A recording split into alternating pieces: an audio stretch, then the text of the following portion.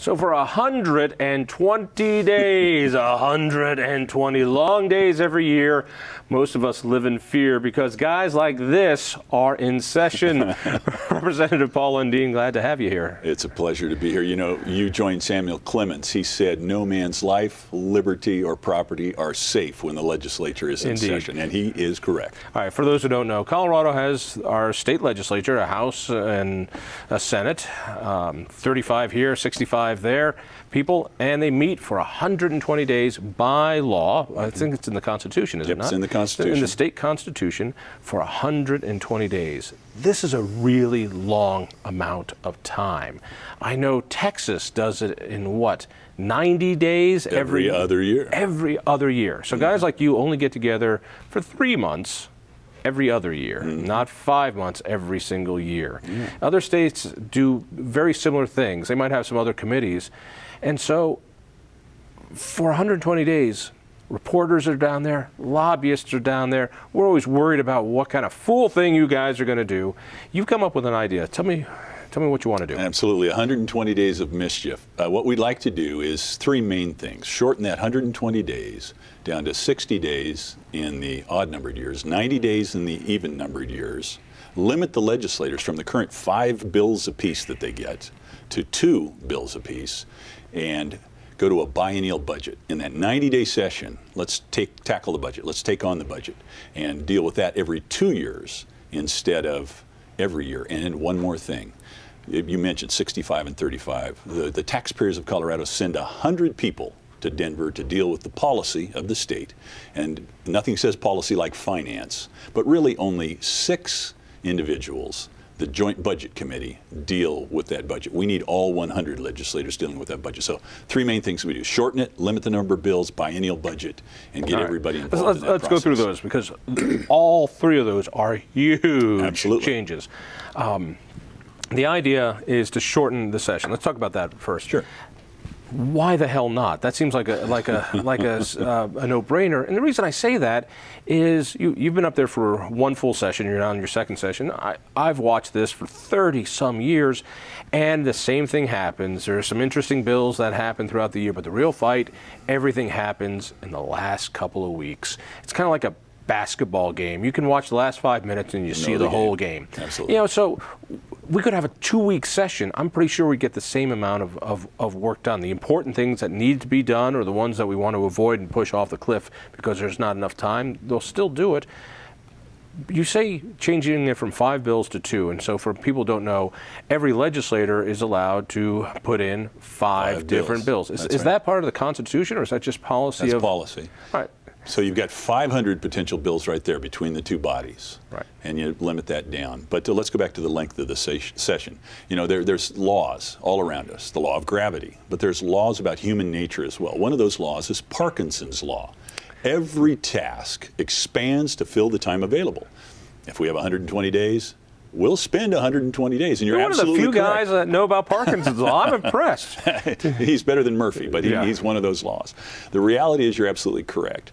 The important things, the big things, the things that we would talk about in that 60 days that we had, if that's all we had, or the 90 days we had, if that's all we had. Or 2 weeks if you had 2 weeks. Absolutely. I'm saying to the legislators, bring your 2 best ideas instead of a bunch of stuff. You guys could do that on your own. I mean, in other words, that's a policy thing that you guys could vote on and change like that. You don't need to bring it to the voters to change it from 5 to 2. And I've always wondered why you don't. I mean, so there's 500 bills, and by law you have to...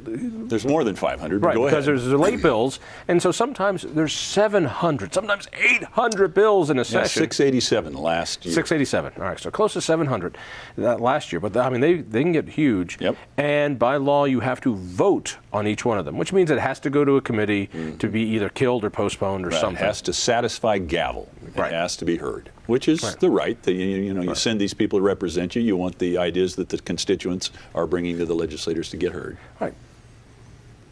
Everybody agrees there's too many bills. Why don't you guys just agree to cut down the numbers of bills? Think about this. Even if the people didn't agree to shorten the session, if you guys agreed that you each get 2 bills, you'd be done in a month, and you could just drink the rest of the time. I think I would hope we'd find better things to do with our time, but we wouldn't. You would drink even more during that time. Absolutely. But I think what happens is I think these three things interlock. You need the impulse toward the shorter session to get people to realize, I get it. Let's get focused. I'll bring my best two ideas. Right. So they go hand in hand, in my opinion. But that would be then part of law instead of part of just your policy. That's right. So I could understand that people wouldn't be wild about that. I think the big one that you're really fighting against here is the idea of taking power away from the Joint Budget Committee, which is, you said 6 people? 6 individuals, 13 staff, standing against all the impulse for government to grow. And there's some sense to this, in that these are the guys who know the most about the budget. I mean, they're some of absolutely. They work hard. They're knowledgeable. They do well. They know well. But the reality is, here in Colorado, we've got 3 major political parties. We've got the Republican Party, we've got the Democrat Party, and we've got the Joint Budget Committee. We need to bring all 100 legislators more deeply into that. So let's refer that budget out to the committees of reference. I think about somebody like Kent Lambert, who, if I don't understand something in the budget, I ask Kent, and he'll go, well, back in 1942, there was this and that, and he'll explain it. That's the kind of guy I want on a Joint Budget Committee. And basically all spending and the big bill, what we call the big bill. Long bill. The long bill, excuse me. The long bill is, the spending bill, which is really what we send you guys there to do, is to make spending priorities. This is where the big fight is. Getting it through 6 people and then out to you guys is a war every year. Tell me it's going to be easier if you expand that battlefield from 6 to 100?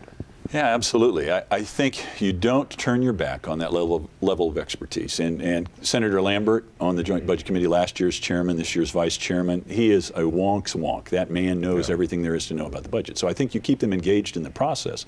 But there are 94 other legislators sent to the Capitol by their constituents to do the business that are not participating, in my opinion, in an adequately meaningful way. They each have expertise as well in their areas of expertise. Education, judiciary, health. These people should have their hands, their fingerprints should be on that budget in a more meaningful way as well. And so we extend it out to 2 years. Hang on, how is it not meaningful now? They have to vote on it. They can still offer amendments, can they? Absolutely. They can, but the process gets condensed down. Right. And consider the Joint Budget Committee. Those 6 members is the metaphor for this. 100 becomes 6, and the process moves through based on what they've consolidated. It's very difficult. The inertia to turn the Joint Budget Committee around on something, very, very difficult to do. And that's why I think we need 2 years, a biennial budget, work on it over the period of time, get more people involved so that, in fact, when you get to the end product, you've got a product that has more engagement. I think there's potential for more restraint on government in the process of that as well. If you're going to do that, so we'll have a 2-year budgeting process, which means departments don't have to beg and cry except once every other year instead of every year for the money they have. How are you going to get people to understand this? It has to go to a vote of the people if you want to change the Constitution to squish down the session. The other stuff you don't need to go to the people for.